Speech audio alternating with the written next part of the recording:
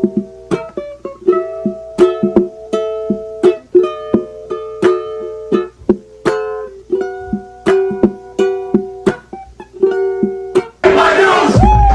MMA Island. Welcome back to MMA Island. My name is Christopher de Santiago, and today I'm interviewing Jesse Strader, who returns on April 19th in his hometown in Lancaster, California, at Up Next Fighting. Jesse, how's it going today, man? Man, it's going great, man. It's going great. How you doing? Pretty good, pretty good. I guess what have you been up to since your last fight, man?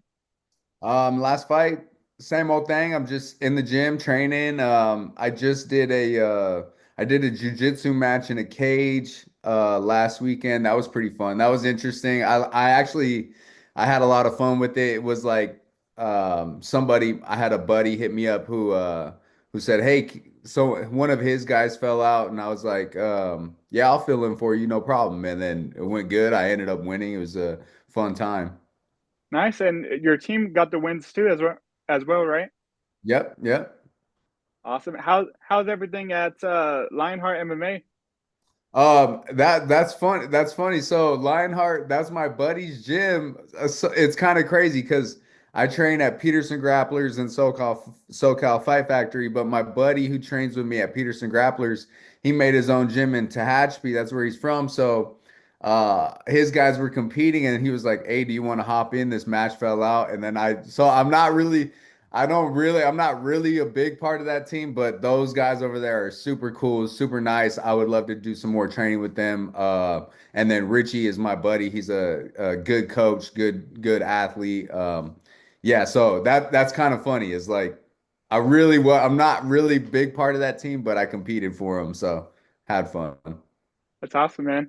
And you get to compete in your hometown and you just told me this for the first time in your career. I mean, how good does that sound? Dude, it is like it's right now it's surreal. Like I can't believe it. Like I don't even know how that's gonna be. Like it's gonna be so easy to wake up for the weigh-in, so easy to go to the fight, and then the drive home is right up the street. I've never experienced that. I got all my people who are like, oh man, I wish it was closer. Well, now they have zero excuses, so I hope they come. I want to sell out that whole place. And I'm fighting on the card with two of my really good teammates. Actually, more than that, I got some amateurs that are fighting from one of my gyms as well. And from where you're from, they call it the AV, right? Yep, yep. The AV, the Antelope Valley, and that's just like Lancaster, Palmdale, Little Rock, Quartz Hill. There's like a few little cities. Very cool, very cool. Is there added pressure fighting in your hometown?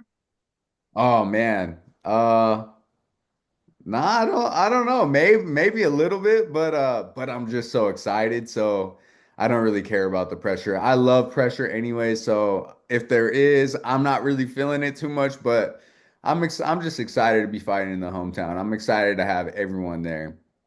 Hmm. What do you know about your next opponent? I'm gonna butcher his name. I think it's Abdilik Kaldar or something, right? That's Yeah, his name, it's right? something like that. Yeah, yeah. I'm not. It's a tough name, but I'm actually I've looked him up. I've studied some of his fights.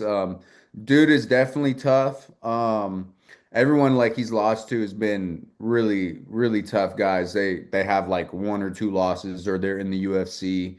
So um, I feel like we have kind of similar opponents. Like we don't take easy fights. I'm sure he's going the hard way around having to fight all these tough guys. He's definitely tough.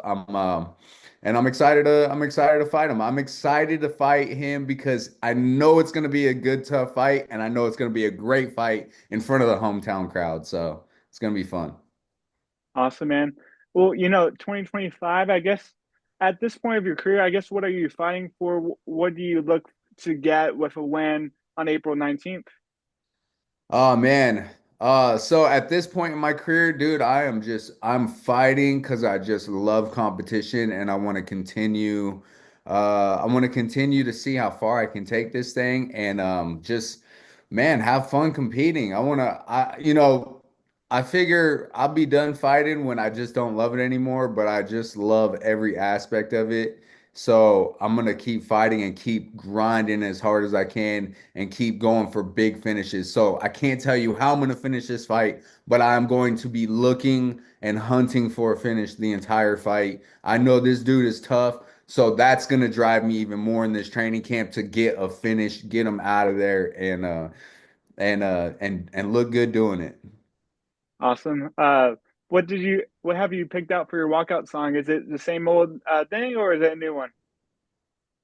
Yeah, I haven't really picked it yet, but I've been going. You know what I've been rocking with? I've been rocking with Iron Man from Black Sabbath. So, Nice. I wasn't. Yeah, yeah, that one is like one of them songs for me where I grew up, like going to wrestling matches and doing, and my dad would bump that song, and I got away from it. Like I stopped. Like I would come out to different stuff, and then I started playing that one again. So it just feels like being in the hometown. I'm probably gonna go with that, just keep the nostalgia going. Have you thought about what the energy will be like at the AV that night? Oh, that night's gonna be electric. I'm gonna have so many people there. All my boys are gonna have so many people there because it's gonna be me, two of my boys on the pro card, and then I got some boys on the undercard. Oh man, it's gonna be. I mean, that's gonna be like home that night. So it's gonna be electric for sure. Hmm. Your last two fights were against UFC veterans. You did fight twice in the UFC. I guess what did what did you take away from fighting in the premier promotion, and does that help with your confidence in terms of like Montel Jackson? He's on fire right now. You fought him. I guess does that kind of have a add a confidence boost if that makes sense? Yeah, for sure. I feel like fighting in the UFC at the top in that premier organization, I feel like that definitely gives me confidence. Just because man, I was there. I was there. I was working out with these guys. I was fighting with these guys. And my second fight, like I feel like in my opinion, I was winning that whole fight. So not only was I in there with these guys, but I was competing with the best. So I feel like it definitely gives me a little edge, and like I know what it takes to be there. I know what it takes to get there. And also, in my opinion, that was kind of early in my career. I only had like 6 fights at the time. So I've been racking up experience and fighting more tough veterans. So I'm getting good quality experience, and that has also given me a good confidence boost of like, dude, I fought in the UFC. I'm fighting UFC veterans. I'm fighting good guys who have fought in the pinnacle of the sport, and I'm giving them a run for their money, if not beating them. So it feels really good, and it does give me confidence, 100%. And your debut was on short notice, right? Because I believe, right, short notice. Yeah, it was like 10 days notice, a big weight cut, and yeah, it was my knee was torn. It was like it was a pretty bad circumstances, but I was up for the challenge and I don't regret that at all. And you were young in your career. I mean, like a few fights in, like 6 or 7 fights in, or something like that. Do you feel like you should have been given a third chance, given what you went through with the injuries, the short notice, and because I feel like you were kind of due a third fight. Yeah, I mean, I'm not gonna say I was due, but hopefully they give me an opportunity in the future if I continue putting on big shows. Because I mean, all of my fights, that's one thing about me, and I feel like people are like, oh, how did you get in the UFC so fast, and or why did he get in the UFC? But if you look back at my fights, I had like 4 or 5. I was 5-1 with 4 knockouts. I was knocking everybody out, and then my decision was an absolute war that I Against won. Marcelo, That was right? yeah, that I mean everything was exciting. So um that hasn't changed. Boom, I got a knockout, I got a rear naked choke, 2 more finishes. Then I got a no contest win that was absolutely on par to be a fight of the night, and I felt like I was winning that fight. And then this last one that I lost was a super close decision loss to a good dude who's staying active, who has fought quite a few times in the UFC. So, I mean, dude, no, none of my fights are boring. I always look for a finish, and I feel like if I continue on that path, the UFC will be reaching out again. Awesome, Jesse. I think that's all the questions I had for you, man. I just want to thank you again for the time. Did you have a message to send to the Jesse Strader fans watching?